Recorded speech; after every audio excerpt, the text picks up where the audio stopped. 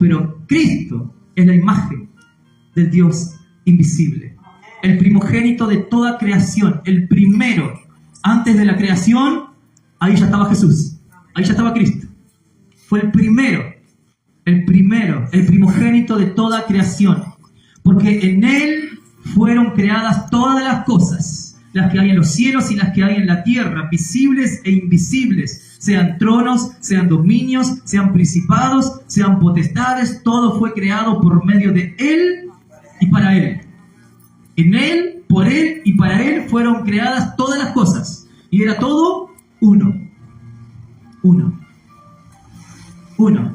En el huerto de Edén, en el paraíso, todo era uno. El hombre era uno con la naturaleza era uno con el hombre era uno con Dios, Dios era uno con el hombre era uno con la mujer era todo uno. Hasta que el hombre abrazó el pecado, hasta que el hombre dejó entrar, amó más el pecado, y ahí hubo, dice la palabra, separación. Y se rompió el uno. Y Dios tiene un propósito eterno con todo esto.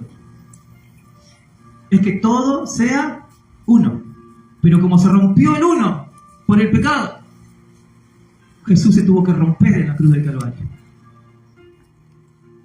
Y el propósito eterno de Dios es que todas las cosas sean una en Cristo.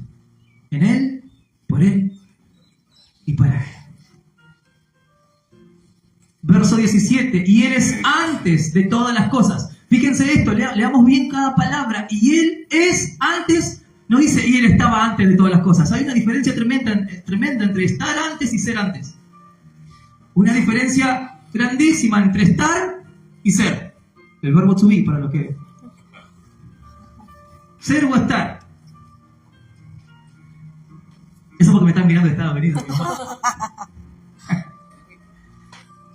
Es grande la diferencia entre ser o estar. Y Él no solamente estaba en el principio, sino que también es. Amén. El principio. El principio. En Él, por Él y para Él. Wow. Y Él es antes. Él es antes de todas las cosas. Y todas las cosas en Él subsisten. Todas las cosas en Él subsisten. Todas las cosas en Él permanecen. Todas las cosas en Él se sostienen. La razón por la que Dios no destruyó el mundo es por Cristo. Estábamos hablando anoche, creo que antes de anoche, el viernes, allá afuera, sobre este tema. De cómo en la cruz del Calvario, cuando Cristo estaba muriendo, dice que ese lugar se llenó de tinieblas. Y hablábamos de cómo esas tinieblas no era el diablo, esas tinieblas no era el infierno, esas tinieblas no eran los demonios, esas tinieblas eran las 12 legiones de ángeles que estaban esperando de parte de Dios la palabra para destruir toda la tierra.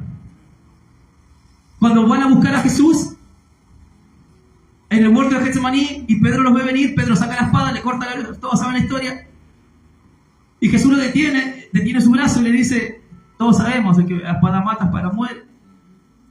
Y Jesús le dice, ¿acaso yo no puedo orar a mi Padre y pedirle que me mande 12 legiones de ángeles para que me defiendan? Pero si yo hago eso, no se cumple la palabra, ni mucho menos mi propósito de que tengo que romperme en la cruz del Calvario, porque el uno fue roto por el pecado. Y Jesús tenía más de 12 legiones de ángeles dispuestas, esperando la orden, esperando una sola palabra de Jesús para bajar y destruir toda la tierra.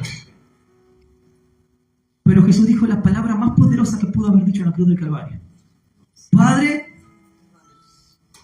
imagínense si hubiese dicho destrúyelos, porque no saben lo que hacen.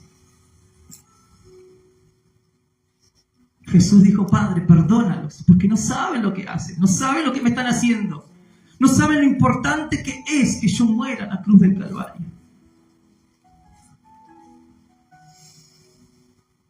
Lo importante que es.